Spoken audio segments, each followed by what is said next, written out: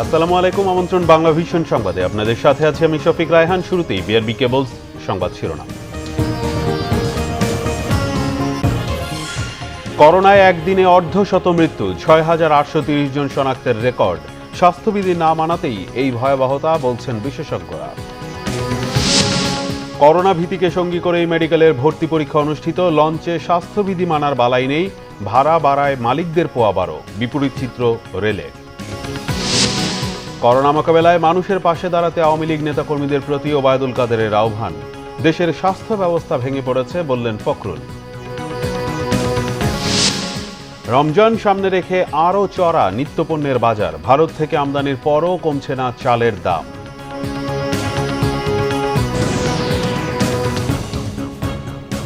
দেখছিলেন BRB cables সংবাদ শিরোনাম, এবার বিস্তারিত। দেশে করোনায় আরও ৫০ জনের মৃত্যু হয়েছে।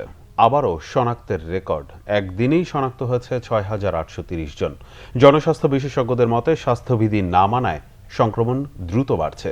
ভিড় জনসমাগম নিয়ন্ত্রণে কঠোর পদক্ষেপ চান তারা। ৩৯১তম দিনে এসে করোনার রূপ আরও ভয়ঙ্কর। শুক্রবার স্বাস্থ্য অধিদপ্তরের প্রেস বিজ্ঞপ্তিতে জানানো হয় আরও ৬,৮৩০ জনের করোনা শনাক্ত হয়েছে, যা একদিনে করোনা শনাক্তের রেকর্ড। দেশে মোট শনাক্তের সংখ্যা দাঁড়ালো ৬,২৪,৫৯৪ জনে। এ সময় করোনায় আরও ৫০ জন সহ মোট মৃতের সংখ্যা ৯,১৫৫ জন। ২৪ ঘন্টায় সুস্থ হয়েছেন ২,৪৭৩ জন। সুস্থতার মোট সংখ্যা দাঁড়ালো ৫,৪৭,৪১১ জন। ২৪ ঘন্টায় নমুনা পরীক্ষা বিবেচনায় শনাক্তের হার ২৩.২৮, সুস্থতার হার ৮৭.৬৪ ও মৃত্যুর হার ১.৪৭। এমন বাস্তবতায় জনস্বাস্থ্য বিশেষজ্ঞ ডাক্তার লেলিন চৌধুরী বলছেন, স্বাস্থ্যবিধি না মানারই খেসারত দিতে হচ্ছে। করোনার অতি সংক্রমণশীল বৈশিষ্ট্যের উপস্থিতিও পরিস্থিতিকে নাজুক করে তুলেছে। একদিকে ভিড় জনসমাগম হয় এমন সমস্ত কার্যক্রমকে নিয়ন্ত্রণের ভেতর নিয়ে আসতে হবে, অন্যদিকে স্বাস্থ্যবিধি মানতে উৎসাহিত এবং বাধ্য করার জন্য আইন শৃঙ্খলাকারী রক্ষাকারী বাহিনীকে পথে নামাতে হবে। একই সাথে টিকা নেয়ার ব্যাপারেও মানুষজনকে উৎসাহিত করতে হবে। আমরা এখন যে পর্যায়ে রয়েছি, সরকারের পক্ষ থেকে কঠোর হওয়া ভিন্ন অন্য কোনো পথ কিন্তু খোলা নাই। স্বাস্থ্যবিধি মানায় কোনো আপোষের সুযোগ নেই বলেও মত জনস্বাস্থ্য বিশেষজ্ঞদের। তাইমুর রশিদ, বাংলা ভিশন, ঢাকা। করোনা ভাইরাসে আক্রান্ত হয়েছেন স্বাস্থ্য ও পরিবার কল্যাণ মন্ত্রণালয়ের স্বাস্থ্য সেবা বিভাগের সচিব মোহাম্মদ আব্দুল মান্নান। আজ তাকে রাজধানীর শেখ রাসেল গ্যাস্ট্রোলিভার হাসপাতালে ভর্তি করা হয়েছে। স্বাস্থ্য মন্ত্রণালয়ের সূত্র গণমাধ্যমকে এ তথ্য জানিয়েছে। গত ২৮ জানুয়ারি বঙ্গবন্ধু শেখ মুজিব মেডিকেল বিশ্ববিদ্যালয়ে করোনার টিকা নিয়েছিলেন আব্দুল মান্নান। গত বছর স্বাস্থ্যসেবা বিভাগের সচিব হিসেবে নিয়োগ পান মোহাম্মদ আব্দুল মান্নান। এর আগে তিনি ভূমি সংস্কার বোর্ডের চেয়ারম্যান ছিলেন। দায়িত্ব নেওয়ার কিছুদিন পর করোনা ভাইরাসে আক্রান্ত হয়ে মারা যান তার সহধর্মিণী কামরুন নাহার। চট্টগ্রামে সন্ধ্যা ৬টার পর থেকে ওষুধের দোকান ও কাঁচা বাজার ছাড়া সবকিছু বন্ধের ঘোষণা দিয়েছে জেলা প্রশাসন। আজ শুক্রবার থেকেই এই সিদ্ধান্ত কার্যকর হয়েছে। জেলায় ২৪ ঘন্টায় রেকর্ড সংখ্যক করোনা রোগী শনাক্ত হওয়ার পর এই সিদ্ধান্ত নেওয়া হলো। শুক্রবার বিকেলে এই ঘোষণা দেওয়া হয়। বিষয়টি নিশ্চিত করেছেন চট্টগ্রাম জেলা প্রশাসক মোহাম্মদ মুমিনুর রহমান। নির্দেশনা মানা হচ্ছে কিনা তা তদারকির জন্য জেলা প্রশাসনের নির্বাহী ম্যাজিস্ট্রেটরা মাঠে থাকবেন বলেও জানান তিনি। যদিও রাত ৮টায়ও মহানগরীর মূল সড়কে দোকানপাট খোলা ছিল। ব্যবসায়ীরা বলেন, জেলা প্রশাসনের ঘোষণা সম্পর্কে জানেন না তারা। করোনা উচ্চ সংক্রমণ পরিস্থিতিতে যখন জনসমাগম সবকিছুতে সীমিত থাকার আহ্বান, স্বাস্থ্যবিধি মানার তাগিদ, তখনই অনুষ্ঠিত হলো মেডিকেল কলেজের ভর্তি পরীক্ষা। বেশিরভাগ শিক্ষার্থী ও অভিভাবকদের মধ্যে এ নিয়ে অস্বস্তি, এমনকি আতঙ্ক। আবার পরীক্ষাটা হয়ে যাওয়ায় স্বস্তিও প্রকাশ করেছেন অনেকে। করোনা সংক্রমণের হার বাড়ছে দিন দিন। দেশের সকল শিক্ষা প্রতিষ্ঠানে ক্লাস পরীক্ষা বন্ধ, স্থগিত রয়েছে সকল নিয়োগ পরীক্ষাও। সবকিছুই যখন বন্ধ, তখন নেওয়া হলো মেডিকেল কলেজে ভর্তি পরীক্ষা। মহামারীর সময়ে সবাইকে যখন স্বাস্থ্যবিধি মেনে চলতে বলা হচ্ছে, তখন পরীক্ষা কেন্দ্রের বাইরে সামাজিক দূরত্ব মেনে চলার নমুনা। সকালে হুড়োহুড়ি করে কেন্দ্রে ঢোকার চেষ্টা স্বাভাবিক সময়ের মতোই। সকাল 10টার পরীক্ষায় অংশ নিতে 8টা থেকেই লাইনে দাঁড়িয়ে শিক্ষার্থীরা। কিন্তু অল্প জায়গায় এত শিক্ষার্থীর লাইন কত দূর নেওয়া যায়, তাই সেখানেও দূরত্বটা মানা সম্ভব হয়নি। পরীক্ষার্থীরা বলেন খুব ঝুঁকি নিয়ে তারা কেন্দ্রে এসেছেন। এখানেও স্বাস্থ্য ঝুঁকিটা আরও বেশি, তবে কারো কারো শিক্ষা জীবনে পিছিয়ে যাওয়ার আশঙ্কাও রয়েছে। ঝুঁকিপূর্ণ ফিল করতেছি, কারণ এখানে অনেক লোকজন আছে, প্রচুর ক্রাউড। ঝুঁকির মধ্যে তো পরীক্ষা যেহেতু ডেট ফালাইছে তো আমাদের পরীক্ষা দিতেই হবে। এরকম সিচুয়েশনে এসে পরীক্ষা দিবে শারীরিকভাবে, কিন্তু আবার পরীক্ষা হচ্ছে, এটা ভালো যে মানে সব কিছু কতদিন ধরে অচল হয়ে আছে। একটা ঝুলন্ত অবস্থা থেকে অন্তত আমরা রেহাই পাব। শিক্ষাবর্ষ তো পিছিয়ে যাইতেছে। বাইরে অপেক্ষারত অভিভাবকরাও উদ্বিগ্ন। তারা নিজেরা সামাজিক দূরত্ব মানতে পারছেন না, ভয় পাচ্ছেন সন্তানদের জন্যও। তাদের বেশিরভাগেরই মন্তব্য পরীক্ষাটা পরে নিলেও চলতো, সংক্রমণটাকে আমলে নেওয়া দরকার ছিল। আবার কেউ বলেন পরীক্ষাটাও জরুরি। বাচ্চাকে একা ছাড়তে পারিনি, আমরা বয়স্ক মানুষরাও আসছি, বাবা মায়েরা। এটা যেটা ঝুঁকিপূর্ণই আমি মনে করি। এটা সব যখন আটকে আছে, এটা আর কিছুদিন পরে নিলেও হয়তো খুব একটা ক্ষতি হতো না। আমরাও তো কনসার্ন অ্যাবাউট দেয়ার হেলথ, যে তাকে লেখাপড়া এই বছরই শেষ করতে হবে এমন না, জীবনটা সবচেয়ে বড়। এখন পড়াশোনার সময়, এই সময়টা যদি পিছিয়ে পড়ে তো মানুষের শিক্ষা জীবন তো অনেক পিছিয়ে পড়বে। ইয়ার লস আছে, ছেলেপেলেদের আপনার ক্ষতি হয়ে যাচ্ছে, হ্যাঁ, কিন্তু সেই ক্ষতি তো পোষানো যাবে না, কিন্তু যদি জীবনই না বাঁচে। কেন্দ্রের দায়িত্বে থাকা ব্যক্তিদের দাবি স্বাস্থ্যবিধি অনুসরণের চেষ্টা করা হয়েছে। এখানে ছাত্রছাত্রীর সংখ্যা অনেক বেশি এবং লাইন সেই আপনার অনেক দূরে থেকে মানে শুরু হয়েছে, মেইন রোড থেকে শুরু হয়েছে। তাদেরকে বলা হয়েছে সামাজিক দূরত্ব মেনটেন করে ঢোকার জন্য। তো তারপরেও আমি বলবো কোনো কোনো জায়গায় হয়তো একটুখানি ব্যর্থ হয়েছে। তো আমরা চেষ্টা করেছি। 47টি প্রতিষ্ঠানে 4350টি সিটের বিপরীতে এবছর 1,22,874 জন পরীক্ষা দিচ্ছে। আরিফুল হক, বাংলা ভিশন, ঢাকা। লঞ্চে স্বাস্থ্যবিধি মানার শর্তে 60% ভাড়া বাড়ানোর সিদ্ধান্ত যেন লঞ্চ মালিকদের জন্য পোয়াবারো। লঞ্চের ডেকে শারীরিক দূরত্ব মানা তো দূরের কথা, সরকার নির্ধারিত স্বাস্থ্যবিধি যেন কাজির গরুর মতো, কেতাবে আছে গোয়ালে নেই। অথচ ভাড়া ঠিকই বেড়েছে 60%। আর রেল স্টেশনে স্বাস্থ্যবিধির বালাই না থাকলেও ট্রেনে যাত্রীদের বসানো হচ্ছে স্বাস্থ্যবিধি মেনেই। আছে কোথায় একটু দেখান তো। আমরা এখানে দাগ দিয়ে এই যে কি দেখানো যাবে আমাকে যে আপনি কোথাও এই দাগ কি সকালে দিয়েছেন? জি জি, এখানে কোনটা সকালে দাগ দেয়া কোনটা? এই যে দাগ আছে, এই যে ওখানে দেখেন, ওই যে দাগ দেওয়া। স্বাস্থ্যবিধি কার্যকরের প্রমাণ দেখানোর সীমাহীন চেষ্টা এমকে শিপিং লাইন্সের এই কর্মকর্তার। আমাদের হ্যান্ড শাওয়ার প্লাস মাস্ক ব্যবহার করা এবং সবাইকে নিরাপদ দূরত্ব বজায় রেখে বসার জন্য নির্দেশনা দেওয়া হচ্ছে। আপনারা এটা মেনটেন করার জন্য কি ব্যবস্থা নিচ্ছেন? মেনটেন তো আমরা করতে আছি, আমরা তো জোরালোভাবে করতেছি, তাদেরকে সবাইকে বলতে আসি যে আপনারা সামাজিক দূরত্ব বজায় চলেন। আপনাদের বলছি না। অথচ মুখে যা বললেন বাস্তবতা তার ঠিক উল্টো। স্বাস্থ্যবিধি মানার কোনো চিহ্নই নেই লঞ্চটিতে। একজন আনসার এসেও চেষ্টা করলেন নিরাপদ দূরত্বে যাত্রী বহনের জন্য তাদের উদ্যোগ প্রমাণের। এটা আমাদের আসলে সকাল থেকে আমরা ওই যে ডেকে দাগ দিয়ে যাত্রী নির্ধারণ যে জায়গাটা স্পেসটা বাড়াইয়া মানে ফাঁকা ফাঁকা রাখা বসানোর জন্য আমরা আমাদের আনসার সদস্য যারা আছে তারা কাজ করতেছে। হ্যাঁ, দাগ দেওয়া আছে, কিন্তু ওই যে যাত্রীদের চাদর বিছানোর কারণে দাগগুলো দেখা যাচ্ছে না। স্বাস্থ্যবিধি মেনে লঞ্চে যাত্রী বহনের নির্দেশনা থাকলেও সদরঘাটের কোনো লঞ্চেই নেই সেই বিধি মানার প্রবণতা। ডেকে গাদাগাদি করে মানুষ বসেছে ঠিক আগের মতোই, অথচ করোনার অজুহাতে কম যাত্রী নিতে বাড়ানো হয়েছে ভাড়া। নৌপরিবহন মন্ত্রণালয় থেকে নির্দেশনা দেওয়া হয়েছে প্রতিটি লঞ্চের ডেকে 50% যাত্রী বহন করবে, কিন্তু লঞ্চগুলো পরিদর্শন করে দেখা গেছে সেই নিয়ম মানার কোনো বালাই নেই এসব লঞ্চে। আগের মতোই বহন করা হচ্ছে যাত্রী, কিন্তু অতিরিক্ত ভাড়া আদায়ের ক্ষেত্রে কিন্তু তৎপর রয়েছেন এইসব লঞ্চের মালিকরা। বিপরীত চিত্র ট্রেন স্টেশনে। ট্রেনে পাশের সিট খালি রেখে স্বাস্থ্যবিধি মানা হচ্ছে ঠিকঠাক, তবে কমলাপুর ট্রেনের কাউন্টারে নেই স্বাস্থ্যবিধি মানার বালাই। গায়ে গা ঘেঁষে টিকিটের জন্য অপেক্ষায় অসংখ্য মানুষ। ঠেলাঠেলি করে এর ভিতরে কাউন্টার সব বন্ধ। স্বাভাবিক দূরত্ব কেমনে মেনটেন হইব? আপনার কাউন্টার হলো দুইটা, স্বাভাবিক দূরত্ব কেমনে হইব? এটা আমাদের পক্ষে ভেতরে এবং কি বাইরে সব জায়গায় আমাদের সচেতনতা 100% করা দরকার। বাট এখানে আসার পরে সিটের যে সামাজিক দূরত্ব, এটা খুব ভালো লাগছে। পাশাপাশি জীবাণুনাশক ছেটাতে ব্যস্ত এখানকার কর্মীরা। আর মাস্ক ব্যবহারে উৎসাহিত করে বিরতিহীনভাবে চলছে মাইকিং। ট্রেনে যাত্রীর সংখ্যা অর্ধেক করা হলেও ভাড়া বাড়ানো হয়নি। মুহিবুল্লাহ মুহিব, বাংলা ভিশন, ঢাকা। করোনা পরিস্থিতি আরও খারাপের দিকে যাওয়ার শঙ্কা প্রকাশ করেছেন আওয়ামী লীগের সাধারণ সম্পাদক ওবায়দুল কাদের। স্বাস্থ্যবিধি মেনে জনগণের পাশে দাঁড়াতে নেতাকর্মীদের প্রতি আহ্বান জানান তিনি। শুক্রবার বঙ্গবন্ধু এভিনিউতে দলের কেন্দ্রীয় কার্যালয়ে মহানগর দক্ষিণ আওয়ামী লীগ আয়োজিত দোয়া ও মিলাদ মাহফিলে ভার্চুয়ালি যুক্ত হয়ে এ আহ্বান জানান তিনি। আওয়ামী লীগের কেন্দ্রীয় কার্যালয়ের ব্যবস্থাপক ও প্রধানমন্ত্রীর সাবেক ব্যক্তিগত কর্মকর্তা সদ্যপ্রয়াত মোহাম্মদ শাহজাহানের আত্মার মাগফিরাত কামনায় এই দোয়া ও মিলাদ মাহফিলের আয়োজন করা হয়। অনুষ্ঠানে ওবায়দুল কাদের দলের পরীক্ষিত কর্মীদের মূল্যায়নের জোর দেন। সংক্রমণ ও মৃত্যুতে যাবৎকালে সব রেকর্ড ইতিমধ্যে ভেঙে গেছে। সামনের দিন আরো ভয়াবহ হবে কিনা বলা মুশকিল।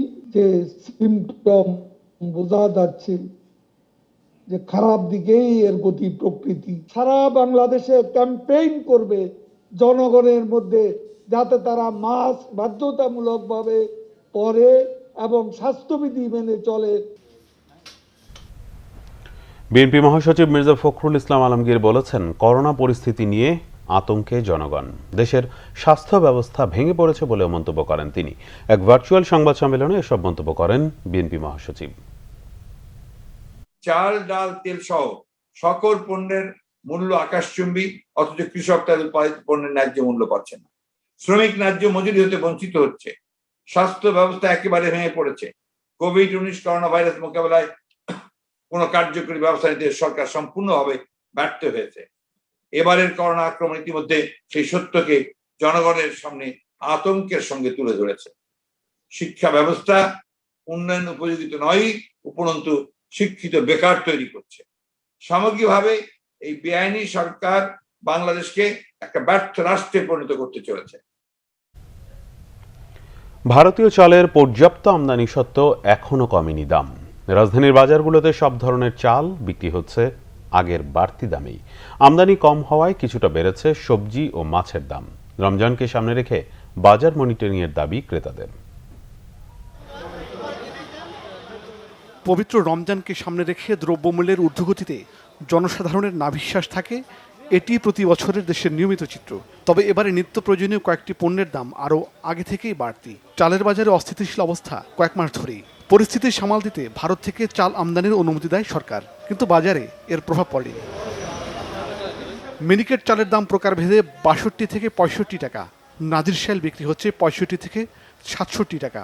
আর সবচেয়ে মোটা বিয়ার ২৮ চাল কিনতেও গুনতে হবে কেজি প্রতি ৫৪ টাকা।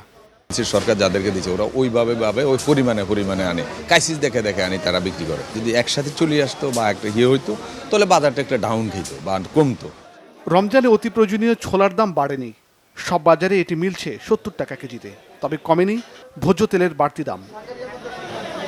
প্রতি বছরের এই সময়টাতে নদ নদী খালবিলের পানি কমে যাওয়ায় মাছের সরবরাহে ঘাটতি থাকে। এবারও তার ব্যতিক্রম নয়। সব ধরনের স্বাদু পানির মাছের দাম বেড়েছে কেজিতে ৩০ থেকে ৪০ টাকা পর্যন্ত। সেই সাথে কিছুটা বেড়েছে সবজির দামও। রাজধানীর কয়েকটি বাজার ঘুরে দামের একই চিত্র দেখা যায়। উস্তা হচ্ছে ৫০ টাকা কেজি, পটল হচ্ছে ৫০ টাকা কেজি, বেগুন ৪০, শসা ৪০, তার ভেন্ডি ৫০ টাকা আছে, সিঙ্গা ৫০ টাকা। যে কোনো মাছের ভিতরে ৫০ টাকা বাড়তি। এই যে মনে করেন যে ট্যাংরাইটি আগে বেচতাম ৫০০ টাকা কেজি, এখন ৬০০ টাকা কেজি বেচা লাগে। আমাদের ৫৫০ কেনা ৫৫০ টাকা কেজি বেশি। দাম তো মেলাই, আর অ্যাভেলেবেল মাছ নাই। মাংসের বাজারে অস্থিতিশীল অবস্থা কাটেনি। ব্রয়লার মুরগি ১৬৫ আর গরুর মাংসের কেজি ৫৮০ টাকা। ক্রেতা সাধারণের দাবি নিয়মিত বাজার পর্যবেক্ষণের। মনিটরিং সিস্টেমটা তো নাই আসলে, অ্যাকচুয়ালি খুব কম। মাঝে মধ্যে দেখা যায়, সবসময় দেখাও যায় না। আল্লাহ সবাই যেভাবে চালাইবা আমাকে সেভাবে চলবে। আমি যদি বেশি জমা করি আমার পয়সা আছে, কিন্তু গরিব মানুষে কি করবে, তাদের কষ্ট হবে। সচেতনতা বৃদ্ধি করতে হবে। দ্বিতীয়ত কেনাকাটা যেটা স্বাভাবিক সেটা করলেও আমি মনে করি না যে দ্রব্যমূল্যের বাজারে অস্থিতিশীল পরিস্থিতি হবে। মাইনুল শোভন, বাংলা ভিশন, ঢাকা। দক্ষিণ কোরিয়ার রাষ্ট্রদূত লি চ্যাং-কুন বলেছেন, তথ্য প্রযুক্তি খাতের উন্নয়নের উপরই বাংলাদেশের ভবিষ্যৎ সম্ভাবনা নিহিত রয়েছে। এই খাতের উন্নয়নে দক্ষিণ কোরিয়া সব ধরনের সহায়তা দেবে বলে জানান তিনি। চট্টগ্রামের KEPZ একটি হাইটেক পার্ক গড়ে তুলতে প্রকল্প নেওয়া হয়েছে বলে জানিয়েছে কর্তৃপক্ষ। চট্টগ্রাম কেইপিজেড থেকে ফিরে আল মাসুম সবুজের তোলা ছবিতে রিপোর্ট করছেন ইমরুল কায়েস। দেশের অর্থনীতিতে ইতিবাচক ভূমিকা রাখছে চট্টগ্রামের কোরিয়ান রপ্তানি প্রক্রিয়াকরণ এলাকা কেইপিজেড। এখানে উৎপাদিত পোশাক, গার্মেন্টস, অ্যাক্সেসরিজ, জুতাসহ অন্যান্য পণ্য রপ্তানি হচ্ছে ইউরোপ, আমেরিকার বাজারে। কেইপিজেডের সুন্দর লোকেশন ও এর সাফল্য দেখে এখানে দক্ষিণ কোরিয়ার আরও উদ্যোক্তা বিনিয়োগে আগ্রহী বলে জানিয়েছেন ইয়াং ওয়ান কর্পোরেশনের চেয়ারম্যান কিহাক সাং। তবে এর জন্য বিনিয়োগ বান্ধব পরিবেশ তৈরির উপর জোর দেন তিনি। সম্প্রতি কূটনৈতিক সাংবাদিকদের একটি প্রতিনিধি দল কেইপিজেডের কার্যক্রম দেখতে গেলে এসব কথা বলেন কোরিয়ান এই শিল্পোদ্যোক্তা। স্যামসাং কোম্পানি এখানে আসতে চেয়েছিল, কিন্তু সেটা হয়নি। পরে তারা ভিয়েতনাম চলে যায়। বিদেশি বিনিয়োগ বাড়াতে সরকারকে প্রোগ্রেসিভ অ্যাপ্রোচ নিতে হবে। অবকাঠামো উন্নয়ন যেমন করতে হবে, তেমনি সরকারকে বিনিয়োগ বান্ধব নীতি প্রণয়ন করতে হবে। বিনিয়োগ বাড়লে পণ্যের বহুমুখীকরণের উপর নজর দেওয়া যাবে। কোরিয়ান রাষ্ট্রদূত লি চ্যাং কুন বলেন, বাংলাদেশের জনসংখ্যার একটি বড় অংশ তরুণরা। তথ্য প্রযুক্তির উন্নয়নে এটা দেশের জন্য একটা বড় সুবিধা বলে মনে করেন তিনি। এ সুযোগ কাজে লাগাতে পারলে বাংলাদেশ পরবর্তী তথ্য প্রযুক্তির হাব হয়ে উঠতে পারে বলে অভিমত তাঁর। তথ্য প্রযুক্তি খাতের উন্নয়নের মধ্যেই বাংলাদেশের বিপুল সম্ভাবনা রয়েছে। অনেক ইনোভেটিভ তরুণ রয়েছে যাদের কাজে লাগাতে হবে। তথ্য প্রযুক্তির উন্নয়নে কোরিয়া বাংলাদেশের অংশীদার হতে পারে। শুধু গার্মেন্টস নয়, তথ্য প্রযুক্তি, জ্বালানি সহ অন্যান্য খাতেও আমাদের সহযোগিতা বাড়াতে হবে। বর্তমানে বাংলাদেশ ও কোরিয়ার মধ্যে বাণিজ্যের পরিমাণ $1 বিলিয়ন। ভবিষ্যতে দ্বিপক্ষীয় বাণিজ্য আরও বাড়বে বলে মনে করছেন কোরিয়ান উদ্যোক্তারা। সম্প্রতি স্বল্পোন্নত থেকে উন্নয়নশীল দেশে উত্তরণ ঘটেছে বাংলাদেশের। এর পেছনে রয়েছে তৈরি পোশাক শিল্পের বড় একটি অবদান। তবে কোরিয়া সহ বিদেশি বিনিয়োগকারীরা বলছেন, শুধু তৈরি পোশাক খাতের উপর জোর দিলে হবে না, তথ্য প্রযুক্তি সহ অন্যান্য খাতেও নজর দিতে হবে বাংলাদেশকে। Imrul Kayes, Bangla vision, KEPZ, Anwara, Chittagong. আজ বিশ্ব অটিজম ডে। মহামারী উত্তর বিশ্বে ঝুঁকি প্রশমন, কর্মক্ষেত্রে সুযোগ হবে প্রসারণ, এই প্রতিপাদ্য নিয়ে বাংলাদেশেও পালিত হচ্ছে দিবসটি। করোনার সময় অটিজম বৈশিষ্ট্যের শিশুদের ঝুঁকি বিবেচনায় বাড়তি যত্নের প্রয়োজন। বিশেষজ্ঞরা বলছেন, অটিজম বৈশিষ্ট্যের শিশু ও বয়স্কদের শিক্ষণ সুযোগ তৈরির পাশাপাশি মূল স্রোতে একীভূত করার পদক্ষেপ নেওয়া জরুরি। নিউরো ডেভেলপমেন্টাল ডিসঅর্ডার বা অটিজম বৈশিষ্ট্যের শিশুর সংখ্যা বাড়ছে পুরো পৃথিবী জুড়েই। অটিজম বংশগত নয়, চিকিৎসা বিজ্ঞানের ধারণা এটি মনোবিকারজনিত সমস্যা। মস্তিষ্কের অস্বাভাবিক জৈব রাসায়নিক কার্যকলাপ, অস্বাভাবিক গঠন, বংশগতির অস্বাভাবিকতা থেকে এ সমস্যা তৈরি হতে পারে। সাধারণত 3 বছর বয়স থেকে অটিজমের লক্ষণ ধরা পড়ে। বেসরকারি বিভিন্ন পরিসংখ্যান বলছে, বাংলাদেশে শতকরা 1 জন শিশু অটিজম বৈশিষ্ট্য নিয়ে জন্মগ্রহণ করে। আমাদের শুধুমাত্র তাদের প্রতি নেতিবাচক ধারণাগুলো দূর করলেই হবে না, পাশাপাশি সমাজের মূল স্রোতে তাদেরকে কিভাবে আমরা সম্পৃক্ত করতে পারি, সেই জন্য সোশ্যাল মডেলটিরও পরিবর্তন করা প্রয়োজন। আমরা বলবো পরিবর্তন হচ্ছে, এই পরিবর্তনটিকে আমাদেরকে চালিয়ে নিয়ে যেতে হবে এবং বজায় রাখতে হবে। অটিজম বৈশিষ্ট্য সম্পন্ন শিশুর মা বাবা যেন তার নিজ নিজ জেলা উপজেলা থেকে এবং প্রত্যন্ত অঞ্চল থেকে তারা যেন এই সঠিক এবং প্রকৃত যেই থেরাপিস্ট এবং পেশাজীবীরা আছেন যারা চিকিৎসা এবং পুনর্বাসন সেবা প্রদান করবেন, তাদের কাছে যেন যেতে পারে, তাহলে এই চিকিৎসা সেবাটা এবং পুনর্বাসন সেবাটা সহজলভ্য হবে। করোনা সংক্রমণের কারণে সবচেয়ে ঝুঁকিতে অটিজম বৈশিষ্ট্যের শিশুরা। থমকে যাওয়া দেশে অনেকটাই বন্ধ আছে অটিজম শিশুদের শিক্ষণ কার্যক্রম। সরকারি বেসরকারি বিভিন্ন প্রতিষ্ঠানে সীমিত কার্যক্রম চললেও তা যথেষ্ট নয়। প্রশিক্ষণের জন্য তারা শিক্ষকের উপরে নির্ভরশীল, কিন্তু এই সময়টিতে তারা শিক্ষক ও বাবা মার সেই ধরনের সহায়তাটুকু হয়তো সবসময় পাচ্ছেন না। ফলে আমাদের বিকল্প ব্যবস্থার মধ্য দিয়ে আমাদেরকে সহায়তা করতে হবে এবং বিকল্প ব্যবস্থার মধ্য দিয়ে তাদের কেয়ারের জায়গাটিকে আমাদেরকে ঠিক রাখতে হবে। অটিস্টিক শিশুদের অনেকের মধ্যে রয়েছে বিশেষ প্রতিভা। এসব প্রতিভা বিবেচনা করে শিশুদের সাথে আচরণ করার পরামর্শ দিয়েছেন সংশ্লিষ্টরা। কিন্তু দেশে সে ধরনের বিশ্বায়িত প্রতিষ্ঠানের সংখ্যা বেশি নয়। এছাড়া রাজধানীর বাইরে অটিজম বৈশিষ্ট্য শিশুদের সেবা নেই বললেই চলে। এর অন্যতম কারণ দেশে প্রশিক্ষিত জনবলের সংকট। অটিজম বৈশিষ্ট্য শিশুদের পেছনে বড় অঙ্কের অর্থ খরচ করতে হয় বাবা মাদের, তাই সরকারের সহযোগিতা দরকার। বেশিরভাগ বাচ্চাদের স্পিচ নাই, ফিজিওথেরাপি দিতে হয় তাদেরকে, তাদের সেন্সরি প্রবলেম থাকে, অকুপেশনাল থেরাপি দিতে হয় এবং এক একটা থেরাপিস্ট রাখা মানে অনেক খরচ। আমি মনে করি যে এটা খুবই একটা ডিফিকাল্ট টাস্ক এবং গভর্নমেন্টের সাহায্য ছাড়া কোনো স্কুল খুব একটা ভালো করে চলতে পারবে না। সামাজিক দৃষ্টিভঙ্গি বদলে গেলে মেধা বিকাশের পাশাপাশি হয়তো মূল স্রোতে জায়গা করে নিতে পারবেন অটিজম বৈশিষ্ট্যের শিশুরা।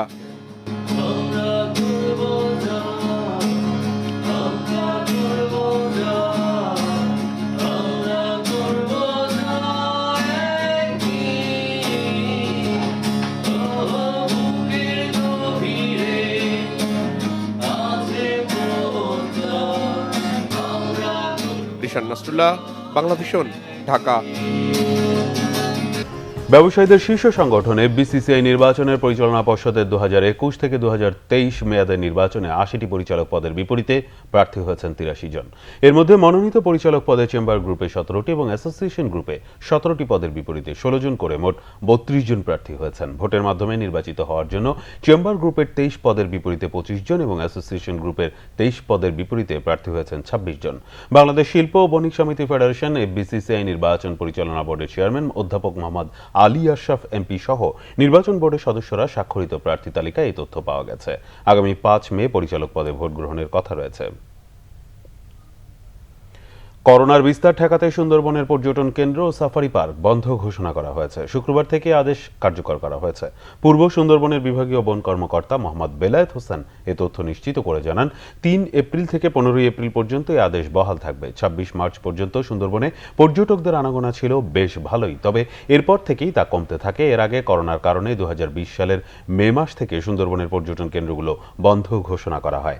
1 নভেম্বর থেকে আবারও খুলে দেওয়া হয় সুন্দরবনের পর্যটন স্পটগুলো। এদিকে করোনার দ্বিতীয় ঢেউ মোকাবেলায় দ্বিতীয়বারের মতো বন্ধ ঘোষণা করা হয়েছে গাজীপুরের শ্রীপুরের বঙ্গবন্ধু শেখ মুজিব সাফারি পার্ক। পার্কের ভারপ্রাপ্ত কর্মকর্তা ও সহকারী বন সংরক্ষক তাবিবুর রহমান জানান, এর আগে পার্কটি 2020 সালের 20 মার্চ থেকে 31 অক্টোবর পর্যন্ত বন্ধ ছিল। মোদি বিরোধী বিক্ষোভকালে পুলিশি হামলার প্রতিবাদে বিক্ষোভ হয়েছে দেশের বিভিন্ন জেলা শহরে। জুমার নামাজের পর চট্টগ্রাম নগরীর আন্দরকিল্লার শাহী জামে মসজিদের সামনে বিক্ষোভ সমাবেশে এ অভিযোগ করেন তারা। হেফাজত নেতারা বলেন, শান্তিপূর্ণ মিছিলে পুলিশ ও সরকারি দলের নেতাকর্মীরা সারা দেশে গুলি চালিয়ে 19 কর্মীকে হত্যা করেছে। এদিকে কেন্দ্রীয় কর্মসূচির অংশ হিসেবে নারায়ণগঞ্জে নগরীর ডিআইটি মসজিদের সামনে বিক্ষোভ সমাবেশ করে হেফাজত নেতাকর্মীরা। সুষ্ঠু তদন্তের মাধ্যমে সহিংসতার বিরুদ্ধে ব্যবস্থা নেওয়ার দাবি জানান বক্তারা। বরিশালেও বিক্ষোভ মিছিল ও সমাবেশ হয়। জামিয়া আরাবিয়া খাজা মাইনুদ্দিন মাদ্রাসার সামনে থেকে মিছিল বের করে সংগঠনটির নেতাকর্মীরা। গাজীপুরের চন্দনা চৌরাস্তা এলাকায় হেফাজত কর্মীদের সাথে পুলিশের ধাওয়া পাল্টা ধাওয়া হয়।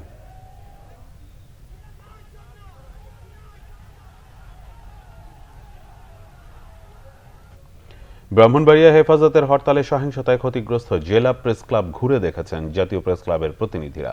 শুক্রবার দুপুরে জাতীয় প্রেস ক্লাবের সভাপতি ফরিদিয়া ইয়াসমিনের নেতৃত্বে প্রতিনিধি দলটি প্রথমে ব্রাহ্মণবাড়িয়া প্রেস ক্লাব যায়, পরে দলটি ক্ষতিগ্রস্ত বিভিন্ন প্রতিষ্ঠান পরিদর্শন করে।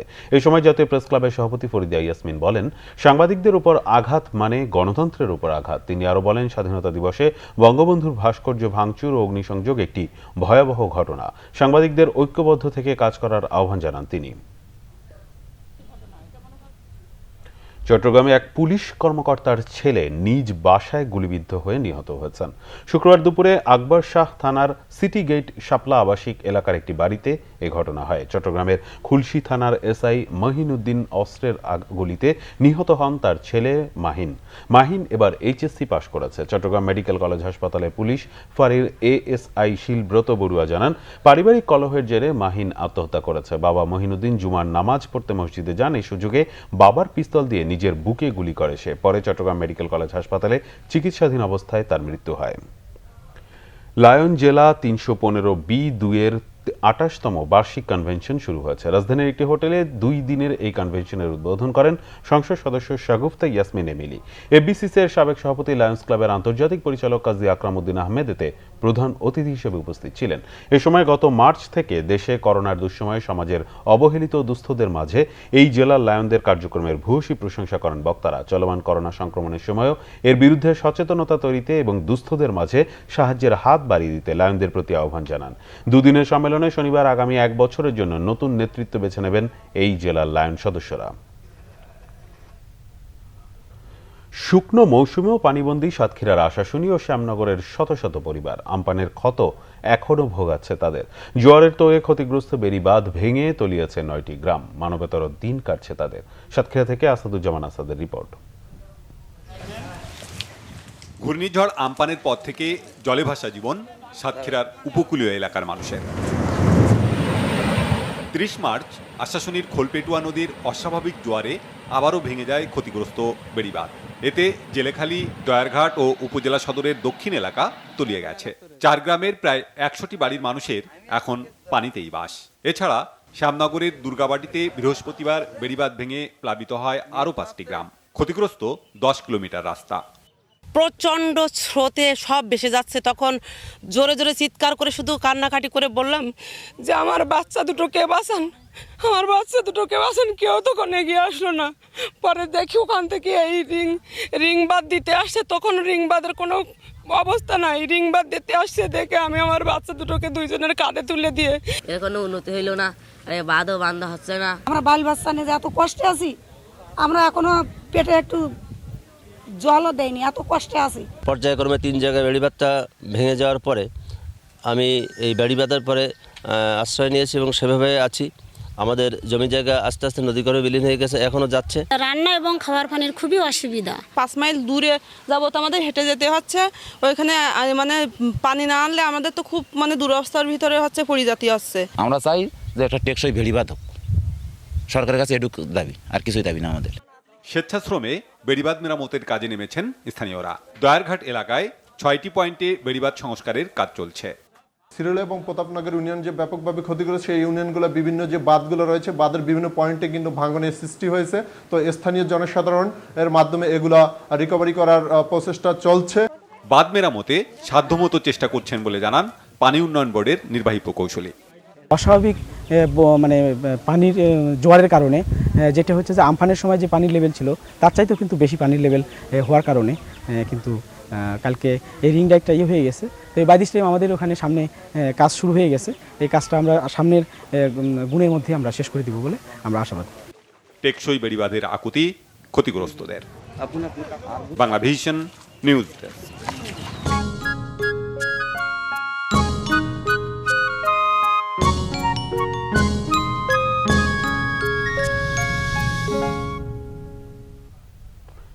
যে কোনো সময় বন্ধ ঘোষণা হতে পারে এমন আশঙ্কা নিয়ে অমর একুশে গ্রন্থমেলায় শুক্রবার দর্শক সমাগম ছিল চোখে পড়ার মতো। ছুটির দিন হওয়ায় ছোটদের নিয়েও এসেছিলেন অনেকে। খ্যাতিমান লেখকদের পাশাপাশি নতুনদের বইও সাড়া ফেলেছে এবারের বইমেলায়। করোনা সংক্রমণ বেড়ে যাওয়ায় জাতীয় কমিটির সুপারিশ রয়েছে অমর একুশে গ্রন্থমেলা বন্ধ করে দেয়ার।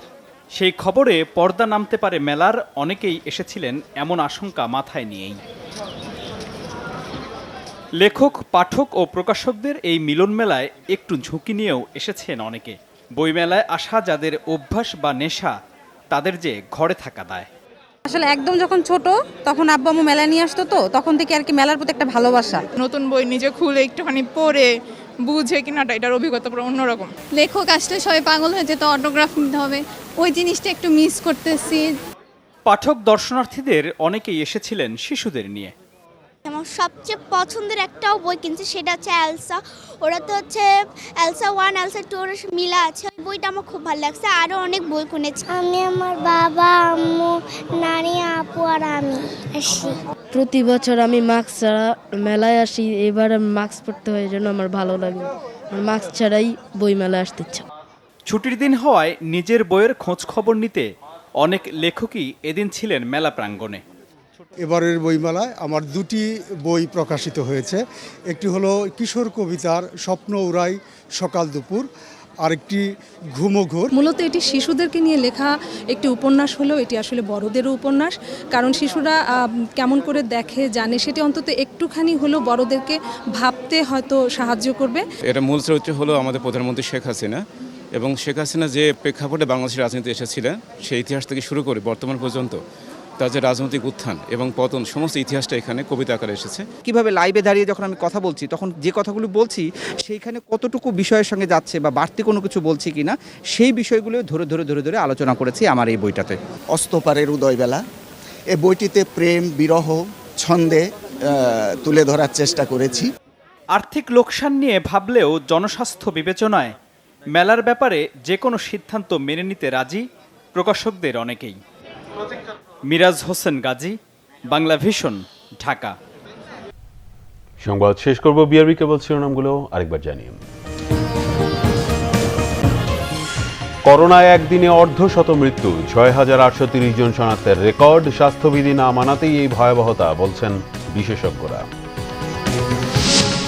করোনা ভীতিকে সঙ্গী করে মেডিকেলে ভর্তি পরীক্ষা অনুষ্ঠিত। লঞ্চে স্বাস্থ্যবিধি মানার বালাই নেই, ভাড়া বাড়ায় মালিকদের পোয়াবারও, বিপরীত চিত্র রেলে। করোনা মোকাবেলায় মানুষের পাশে দাঁড়াতে আওয়ামী লীগ নেতাকর্মীদের প্রতি ওবায়দুল কাদেরের আহ্বান। দেশের স্বাস্থ্য ব্যবস্থা ভেঙে পড়েছে, বললেন ফখরুল। রমজান সামনে রেখে আরও চড়া নিত্যপণ্যের বাজার, ভারত থেকে আমদানির পরও কমছে না চালের দাম।